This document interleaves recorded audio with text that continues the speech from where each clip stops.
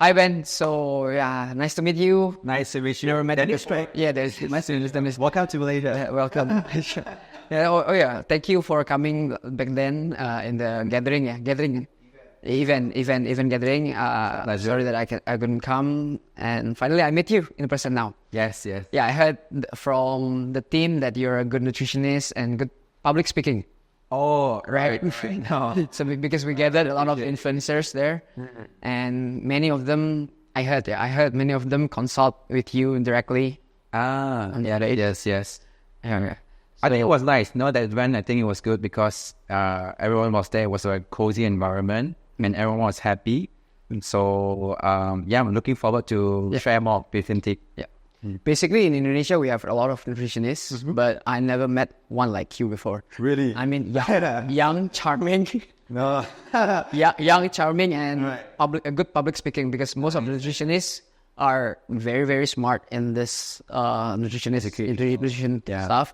But not all of them can speak fluently like you. So yeah, nice to meet you, and thank you for the time you're giving me today to consult with you. No problem. Learn from you. No problem.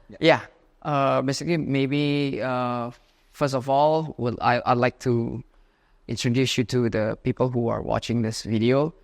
I'd like to know you better also. Sure. So yes, how old are you? Same age as you. 29. Yeah, 29. I'm 30 though, but same age. Same age. Yeah. Okay. What did you study? I mean, for your title is nutritionist, right? Yeah. What's the title? Can you explain? Right. So I completed initially I started off not doing nutrition. Okay. So I was doing medicine. Medicine? Yeah, medicine for like 1.5 years. What's medicine? Medicine. Oh, medicine. Okay. Yeah. So I was doing that International Foundation Medicine Program in the University of St. Andrews. Okay. In Scotland. Oh, no wonder your title is there. Yeah. That's UK. Can I see? Can the camera see? Of course. Nutritionist, So but before I got to London to pursue my nutrition, I was actually in St. Andrews in Scotland for almost like 2 years. But I didn't really continue medicine because of some reasons, all right? And anyhow, I completed my degree, bachelor's in nutrition degree in King's College London. So that was quite lucky, right? So that was one of the top nutrition department in the whole UK. And the university itself, I think that time was ranked, 17 in the world in the times higher education. So I was quite lucky to be accepted in that institution. So before the nutrition, you were in medicine. Yeah. For 2 years. Yeah. So you studied for 2 years or more than 2 years? 2 years. 2 years. Exact 2 years. International Medical Foundation Program. And then I didn't continue first in med school. I just straight moved to London to get into nutrition. How long have you been in nutrition? So 3 years. Yeah. So basically, you've been studying about medicine and nutrition for 5 years. Yeah, in total. Yeah, in total 5 years. Yeah. Including high school. Also, no, college. Of course, high school itself. I spent like 3 years, right, doing science stream. So that was in my 15, 16, 17. So in Malaysia, it's called Tingkatan 3, 4, 5, or secondary 3, 4, 5. So I was in science stream. So that was also when it fuels my passion to get into science, right? And eventually got into medicine. But, ended up doing history. Interesting. Yeah, I just heard your sentence just now. Yeah, you're interested in science. Yeah, science. And medical. Yeah. Can I know why? Can you explain a little bit the background story? Why are you interested in it? I think science is, I like truth. Essentially, me as a person, as a human being, I'm quite spiritual in the sense because I always believe that truth prevails. And what science does is it allows me to testify the truth, right? You need something to back up whatever evidence you have. That's why I love science, right? And when it comes to nutrition, why nutrition? It's because nutrition is just a messy place. You think about it nowadays, right? For the past 5 years, people were talking about the keto diet, right? And then the vegan diet. Mayo diet. And then paleo, right? It was so complicated. And every single year, there will be new things coming out. People were talking about cholesterol was the culprit. Fat was bad. But nowadays, people are talking about keto diet is good. right? What is the truth? Exactly. Yeah. So nutrition is a very interesting space because nutrition wasn't like physics or wasn't like, some other field where there are a lot of investments or research into that field. So nutrition was something that picked up in the 1950s. So it was actually quite a new field. And it's talking about, like, for example, the gut health, things like that. It's actually very new. So there's a lot to explore. And that's why I'm excited to be on this journey. I see. Yeah. So how was the 5 years of studying? Grueling. It wasn't fun, right? It wasn't fun? It wasn't fun in a way because it's a lot of very research-based. But I love challenge. Personally, I like challenge. It was tough, being in one of the best schools. But anyhow, I am fulfilled. Okay. Yeah. The best schools, what's the name again? King's College. College. Yeah. And then if you heard of Imperial College London, if you heard of LSC, London School of Economics, if you heard of UCL, University College London. So King's College London is one of the GE5. Basically, it's like the top 5 universities in the London area. Okay. Yeah. I'm curious a bit about 5 years studying in those best college. Yeah. Did you just study the theoretical and is there any practice there? Oh, okay. So a lot of the studies back there was theoretical, right? But we were more heavily, because the reason why it is one of the best is because it's very research-based.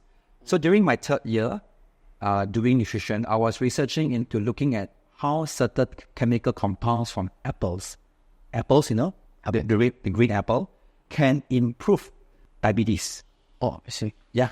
So we actually look at certain chemicals, extracts, to see how functional foods can help to improve patients with high sugar level, diabetes, and yeah, that was the research back then during my time in year 3.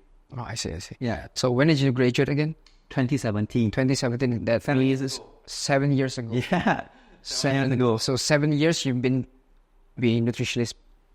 Yes. How the 7 years? Yes. And how would you say the experience of 7 years being nutritionist?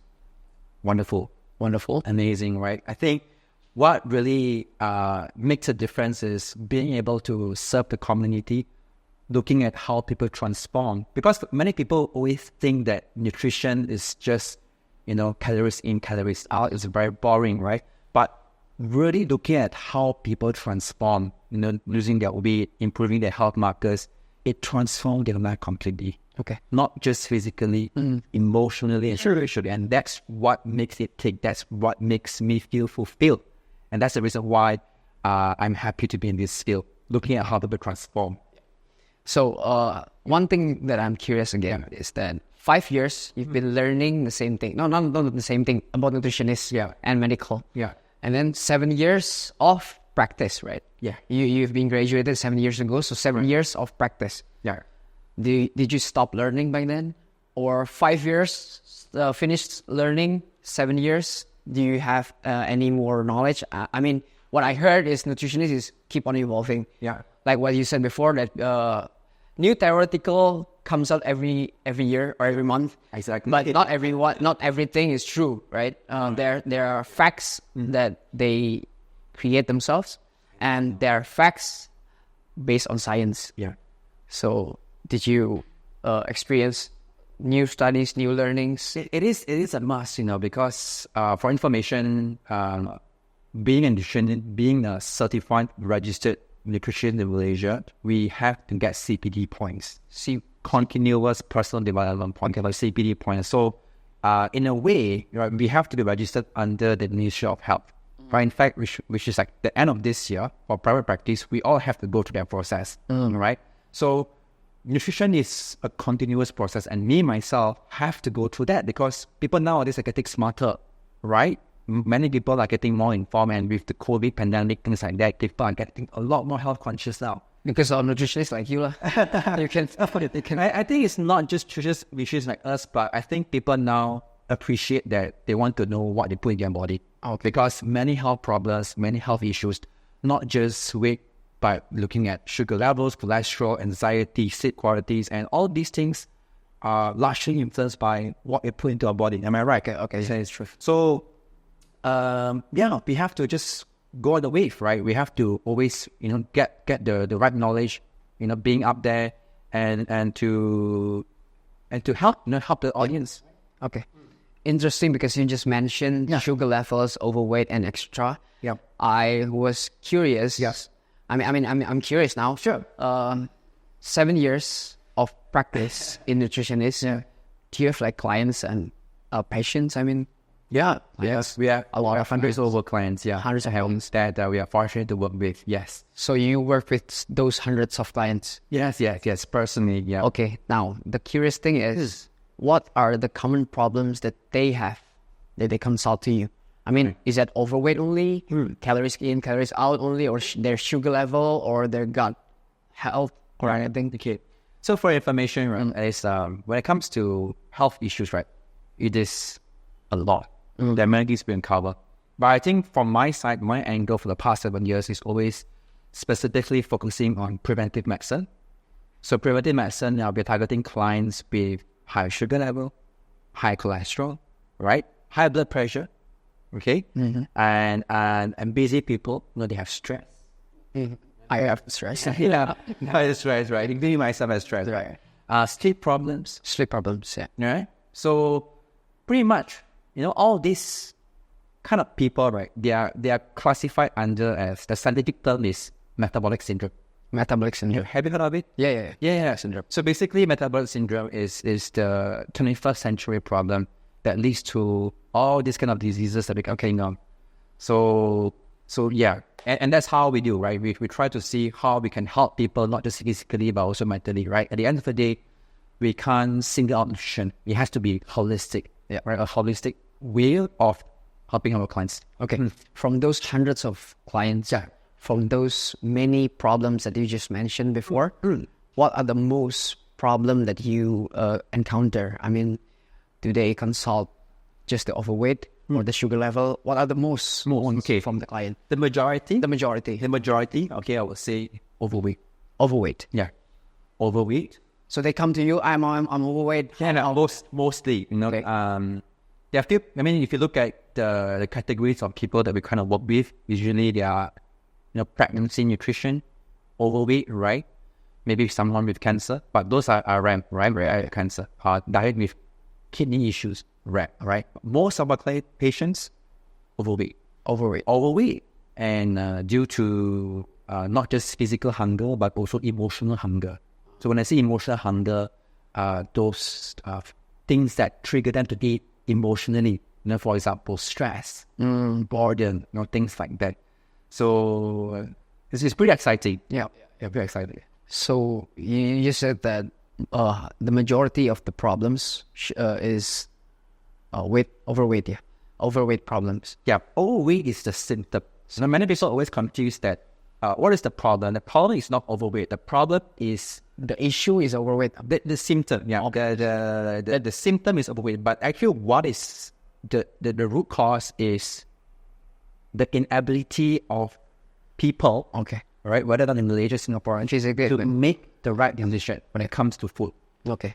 I think it's partly due to this environment, right? If you look at nowadays, there's fast food everywhere. Fast food, people are busy, people want things to be quick, and people nowadays are very stressful, right? Grab is easily anywhere, and you just go on. Not talking about Grab, okay? I think as long as you go to food delivery platforms, and most of them are fast food. Exactly, right? Because it's commercialization, right? Using a lot of cheap oils, a lot of sugar, commercialized food, and that's the reason why it's harder for people to make the right decision. Okay. And we, as nutritionists, it's there to empower them, our communities, people who trusted us, to make the right decision. Okay. The questions that I need you to answer honestly.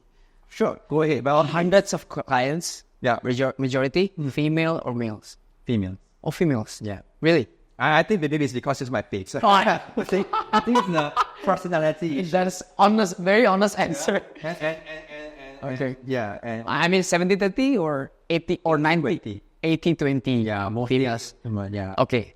How about the age groups? 35.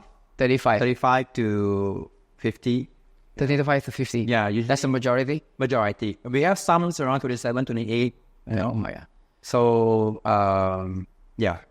So the root of the problems for the 35 to 50, usually busyness or...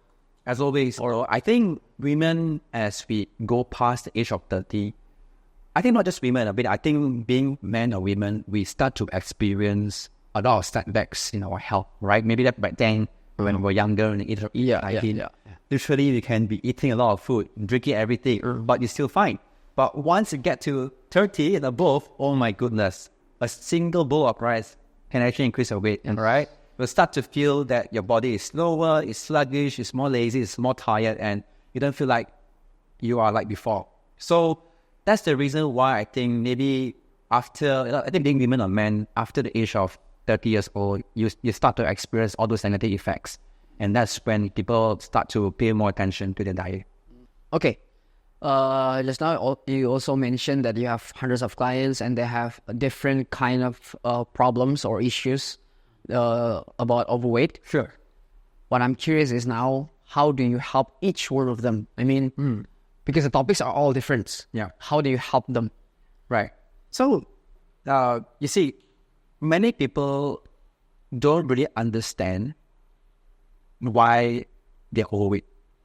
I think that's the problem that most people don't know. I mean, many people just assume that the reason why they gain weight is because they are just hungry.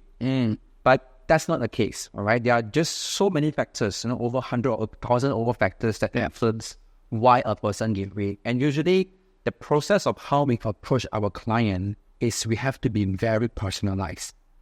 Because every people will have different factors influencing how they gain weight. All right, for example, some people would be a physical aspect.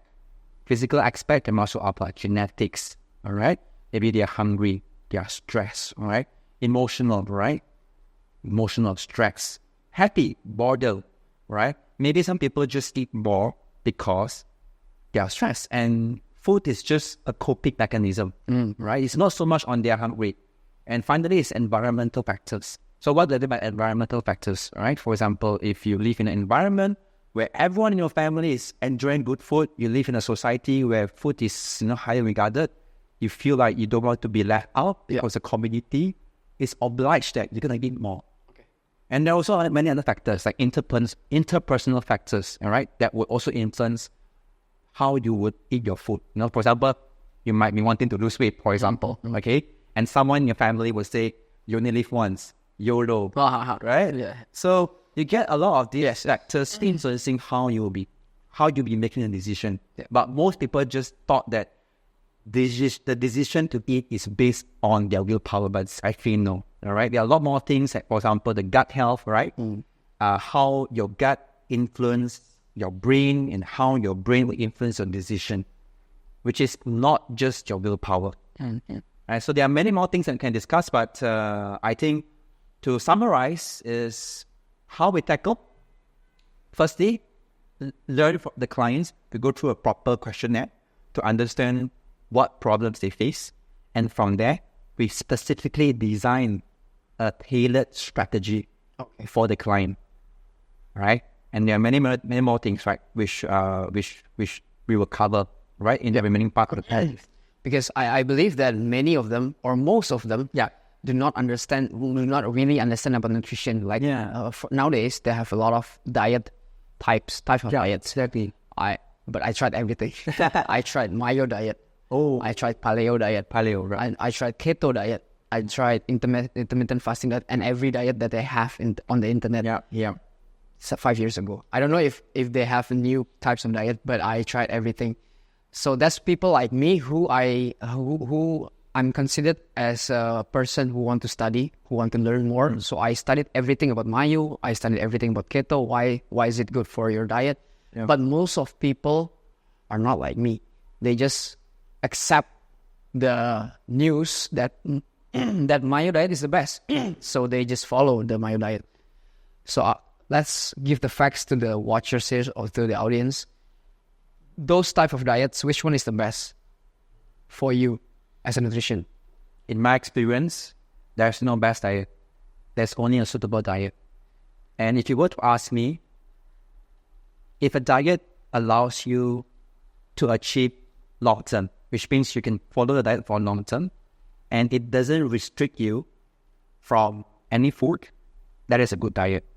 All right. So, in my opinion, I don't think that we should criticize a single nutrient. Like, for example, if you were to be on a keto wagon, they would say carbs are unhealthy. Yeah. Right. You better eat fats. Exactly. Right. Avocado. Exactly. And if you notice nowadays, for majority of people who follow long-term keto diet, they start to have cholesterol issues already. They start to, even the founder itself, not mistaken, suffered a heart attack.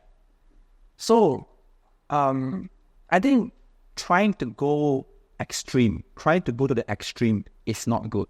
At the end of the day, I believe in God's creation. Why God created, have carbs, have protein, have fat, have the other things is God want us to appreciate all of them. And having balance is important. And that's why, if you were to ask me, the good diet for Malaysians, for Singaporeans, from my experience with all my clients, is the quarter half diet, or suku separuh. I'm not sure if there's a version in Indonesia, but basically it's going to have rice, you're going to have vegetables, you're going to have protein, you're going to have fat, you're going to have everything.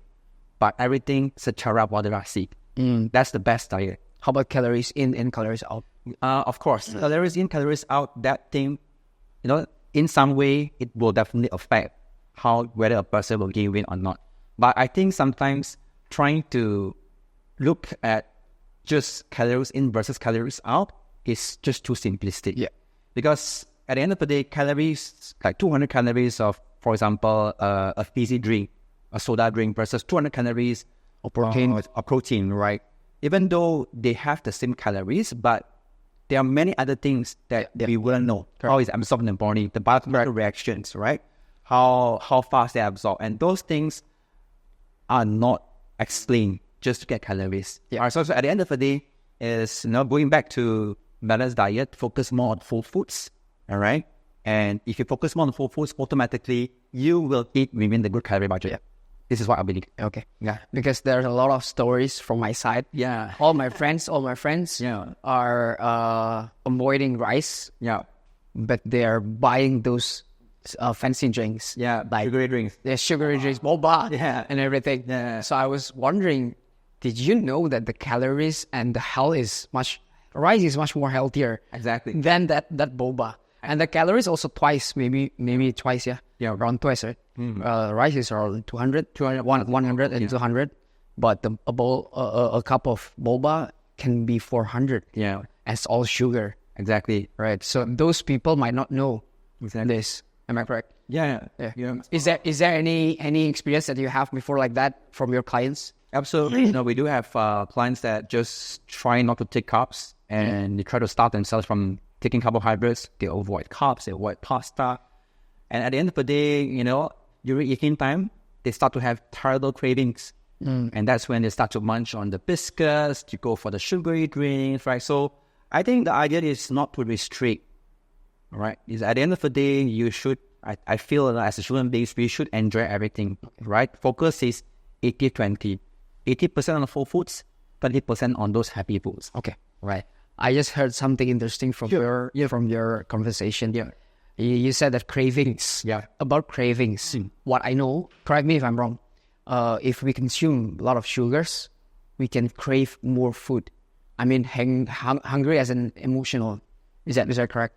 Yeah, of course. Were you trying to say, like, if you take more sugar, you crave more sugar? Yeah, you crave. You just want to eat more. Obviously, yes, definitely. I'm not sure. I'm pretty sure some of our clients, okay, or maybe personally you had experienced before. You had a huge buffet, all right. You had a huge buffet during evening time, and then you were feeling extremely uncomfortable. You felt bloated, and you fall to sleep. The next morning you wake up, you feel extremely hungry. Have you had that experience before? Different from me, because in the buffet, I just ate all the protein. Got more rugi. Right. So it's a bit different. Yeah. Basically, they consume all the sweets, all the desserts. Yeah.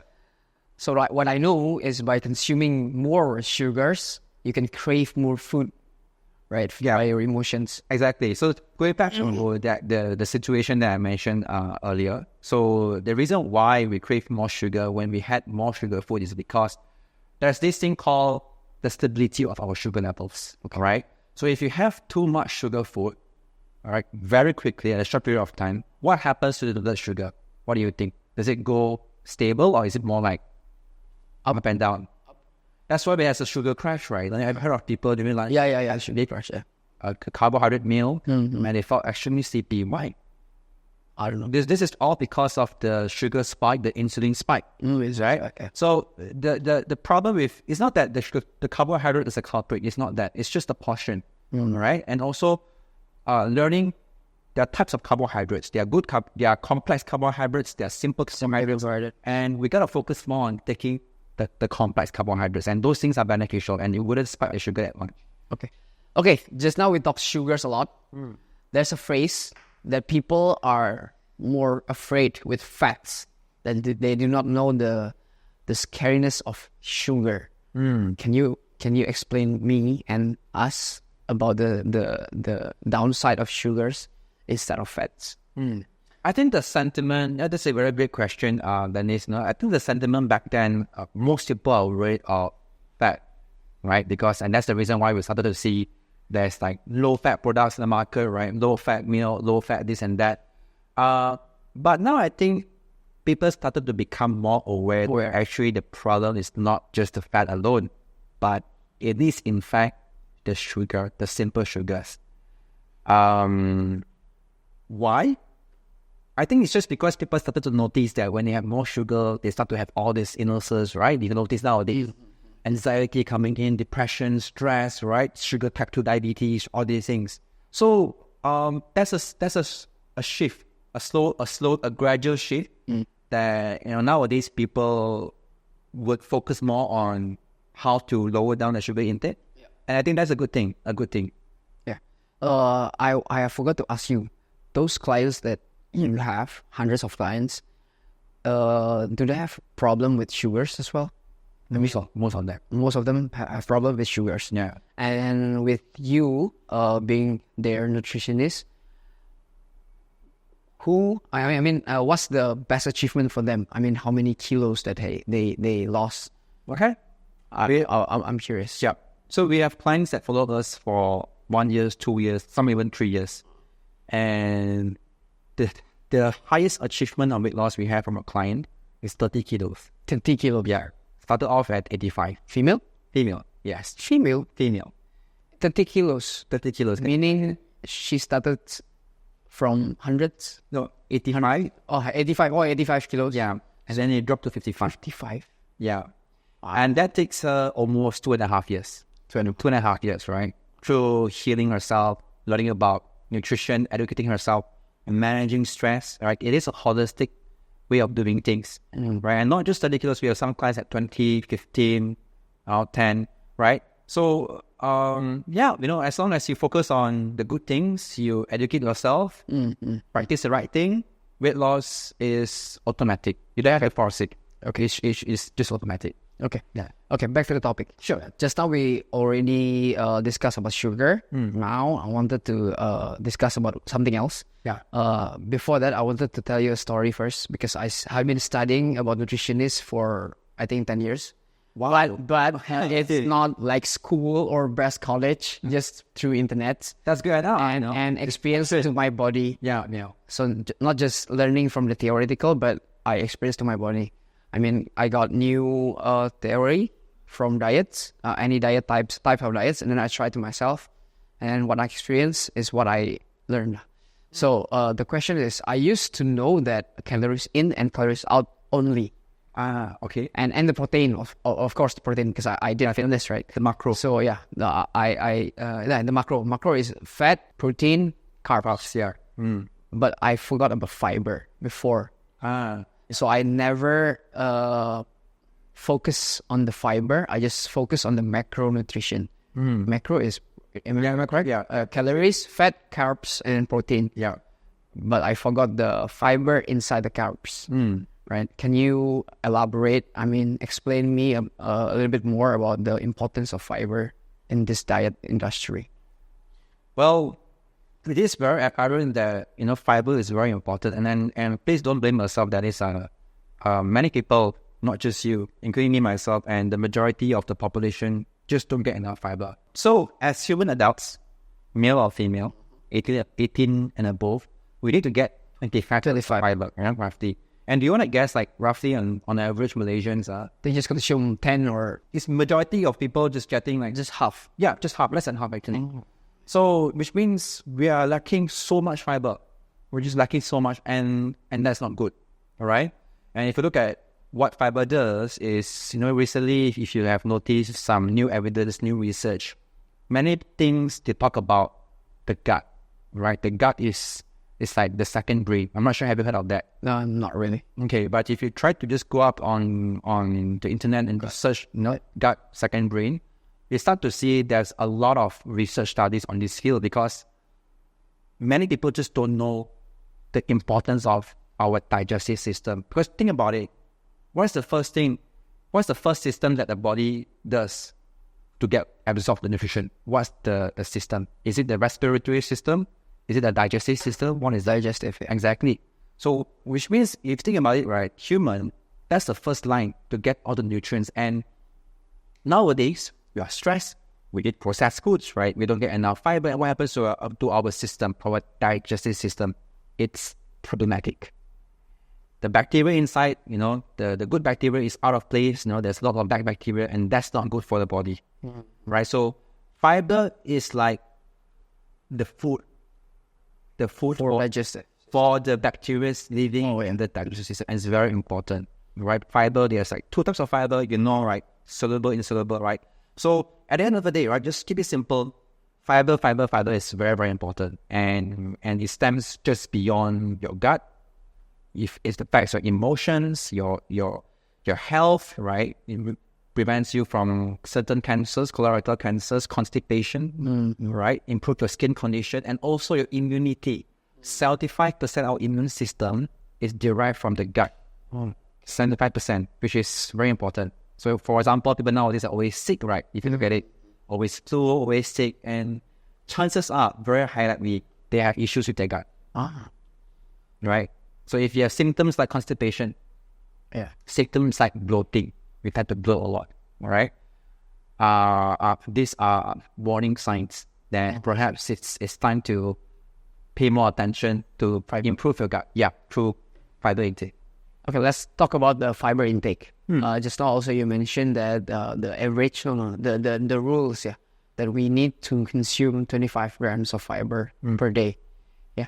And how do you help your clients who cannot consume that much of fiber? Is it okay to take supplements, fiber supplements, for example?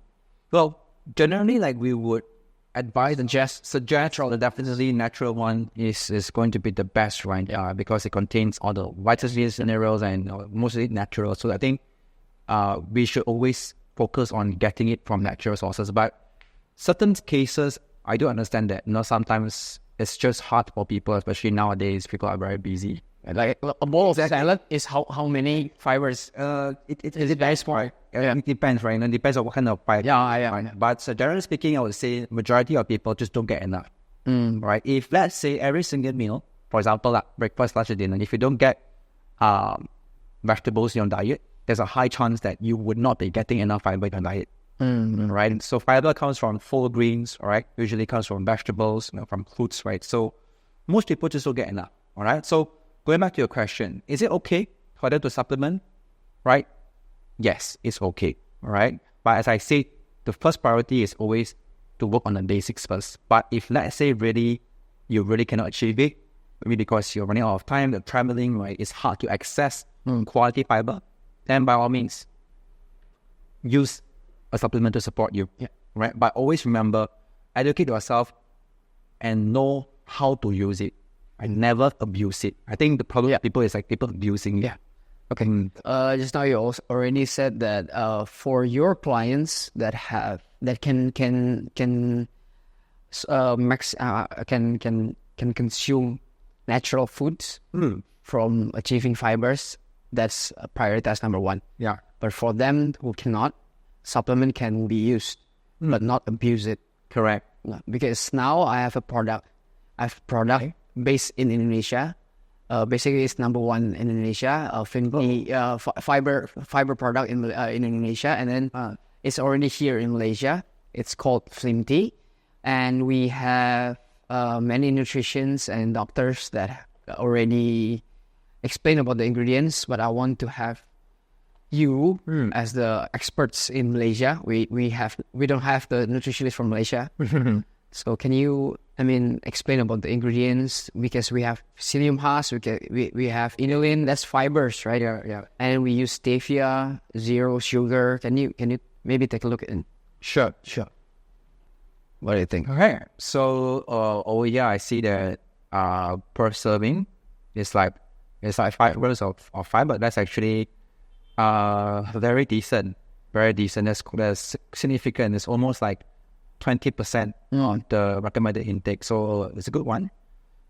And also talking about the sugar, yes, I can see there's no added sugar. The sugar is coming naturally from the ingredients, right? So that's a good point as well.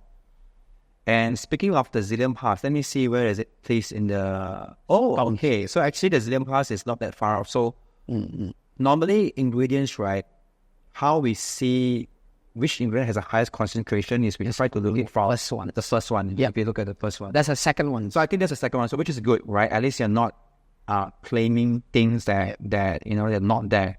Some products I know may not be showing the highest concentration, right? Even though they claim they have that. So I think that's a good point. The first three is psyllium husk, Garcinia Cambodia, and teh hijau is like a green tea extract. Yeah. So I combine... And the grape powder, right? Yeah. We combine those ingredients. Psyllium husk is like fiber. Garcinia Cambodia. To help you to boost the metabolism, I suppose, yeah? Yeah. And the green tea as well. Yeah. Green tea sometimes used to... What? Yeah, green tea is a good antioxidant, right? It also helps us to stimulate metabolism, right? It do contains a bit of caffeine as well, right? And to help us to stimulate our metabolic rate. Yeah. But I think going back to what you mentioned earlier, the psyllium seed husk powder, which is good, right? It's a form of soluble fiber for inflammation, right? So a soluble fiber is a fiber that helps to gel, right? And when it gels, it can actually help to stabilize your sugar level, also promote lowering down your cholesterol, which is a good thing, right? And also, and many other benefits, right? Can also help you to reduce your caloric intake, because when it gels, what has sugar full? Yeah, exactly right. Because there's volume, and when there's a volume, you feel fuller faster. So I wonder, do you all actually encourage people to take it right before their meals? Or? Yeah, before. Right. So that's a good 15 minutes. That's a good strategy, right? Because I think having that time difference, 15 to 30 minutes before, it actually helps to keep a buffer first. And that's a good thing, right? Because especially when you're eating outside, you're not having fiber, you have this before, it can coat your stomach first, like a lining. So in a way, when you're eating food that contains high sugar, has high fat, right? Cholesterol, things like that, it can help to reduce the absorption of these things. Kurangkan. So kurangkan means it's better lah, because you're full. Because you're feeling more full. One thing is you're feeling more full. Secondly, even if you take the food already inside your stomach, there's a coating in there, right? So imagine that, say this is your intestines, right? This is your intestine, this circle, and then there's a coating around the intestine because of the fiber. So whatever that goes through the center of the intestine, it doesn't get absorbed that fast because of the coating. I see. Does that? Yeah. They're slower digestion. Yeah, it's slower digestion, it's stabilized sugar. Because I say, what's the problem nowadays is the insulin spike and the sugar spike. So we don't want that to happen, right? So having fiber helps to reduce that spike, kurangkan the spike. Yeah. So in a way, your sugar level more balanced, your cravings pun kurang, and that's healthy for you. Yeah. Right? Okay. And same thing is, inulin is also a fiber for inflammation. It's a soluble fiber. Yeah. Is coming from the chicory root. All right, so it's also a good one. And two good things about soluble fiber from psyllium husk and inulin, right, is there are many types of fiber on the market, right? But some people, from my experience, I know some people when they take certain fiber, not these two, they tend to bloat a lot more. Oh, I see. Yeah, right. Because everyone responds to fiber differently. Some people take fiber would also experience bloating, right? So, and these two, psyllium husk and inulin, those things tend to be on the lesser side from my experience. So yeah, I have more questions because we have a lot of customers in Indonesia, and mostly they said that after they consume Flimty and with these ingredients, because usually they tend to eat a lot, right? In street food that contains a lot of oils, a lot of fats, and a lot of sugars. What they say about Flimty, our customers in Indonesia, after they consume Flimty and they consume those kind of food, that day, they feel like some of the oil, some of the bad things like oil, sugars, fats come out from the body through the digestive systems. Can you explain more about it? How these ingredients like psyllium husk combined with inulin can do that magic? I'm not quite sure in that sense, but from the scientific perspective, when it comes to fiber, it will help to lower down, in a way, it would help to remove some of the things because as what we have just discussed earlier, right? Fiber itself, it provides a barrier, right? So when... Like coat there. Yeah, just a coat, right? So imagine if there's a coat, right? When the food is not absorbed, like the sugar, the carbohydrates, the fat is absorbed, then what happens to them? It will go up, right? Because it's not absorbed. Okay? Any vitamins, any minerals, if you don't absorb it, even if you, like, for example, if you have diarrhea, for example, right? Everything just gets out from the body. It's not absorbed, right? So that's the idea. It reduces the efficiency of the absorption of those things, the sugar, the fat, right? And in the sense of cholesterol, specifically soluble fiber, right? How it works is, do you know bile acid? Hampadu. Yeah. So Indonesia is hampadu. So what hampadu does is it helps to Absorb oil. It's not absorb, but yes, it helps to absorb and digest oil, right? It tries to break that oil. Hampadu is made of oil and that's right. Correct. It's bile acid. So imagine, like, for example, if you have a plate of, imagine it's a bowl and you fill it with water and you pour oil inside. The oil is in big form, right? It's very big. Yeah. So what hampadu does is it makes the oil into little particles. So that's how our body absorbs it. So what happens with soluble fiber is it will wrap around the hampadu. All right, it will wrap around the hampadu, wrap around the oil, and when the hampadu gets released, because hampadu is something that the intestines, the large intestines, absorb. It's like the body will release from our gallbladder, release the hampadu, gets into the large intestines, and large intestines will absorb the hampadu. Yeah. But when you take soluble fiber, this absorption, no more, reduce. I see. So when body hampadu kurang, what happens? Does the body need to create more hampadu tak? Kalau body kena lah. So they absorb oils.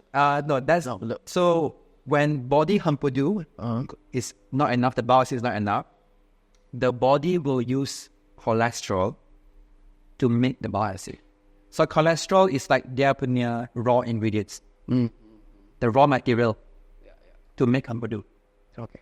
Right, I know it's a bit complicated, but just simplest terms. Basically, I know this in bahasa. I learned this from the doctor. Doctor said, I didn't trust this. Empedu terbuat dari kolesterol, made of cholesterol, and then empedu nanti dibuang. Kalau misalnya empedu dibuang, the empedu need to create more, so dia ambil dari kolesterol. Betul. Jadi basically Flimty atau fiber itu bisa bagusin untuk kolesterol. It's good for cholesterol. Yeah. Right. Yeah. You're right. Okay. And it's proven. It's scientifically proven. So there's a lot of research that talks about this. For people in Malaysia, we know that the food in Malaysia is quite similar to Indo. I mean, all oils is everywhere, right? Yeah. Manis-manis. Yeah. Ada mamak. Yeah. Ada mamak. Ada, aduh lupa lagi. Nasi lemak. Yeah. Ada nasi biryani. Yeah. And contains a lot of oil. Yeah. For them who cannot achieve the fiber naturally, is it okay that they consume this kind of product? As I think, most importantly is natural. We focus on natural first, but kalau in a sense where you don't get enough and you need something quick, it is not a bad idea to take a supplement fiber, right? And I think whatever the ingredient over here, according to today's information on this label, it's pretty comprehensive, I would say. And I think this is a solid product. Okay. But as I say, remember one thing is like never abuse it. Yeah. Educate yourself how to use it. I think it's just like a knife, right? A knife can do good things. You can make a good sushi and it can hurt you. So learn how to use it. Okay. Okay. I think that's all. Thank you, Ben. Oh, my pleasure. Thanks for all questions, right? Good questions from you. Thank you. What should I call you? Just call me Ben will do. Like, pretty casual. Just call me Ben. Okay. Okay. Thank you for your time. Thank you for your learnings. I mean, thank you for your lessons. Yeah. I think I'll see you next time. Sure. Looking forward. Thanks. Okay. Makan sedap lebih tenang, Flimty je.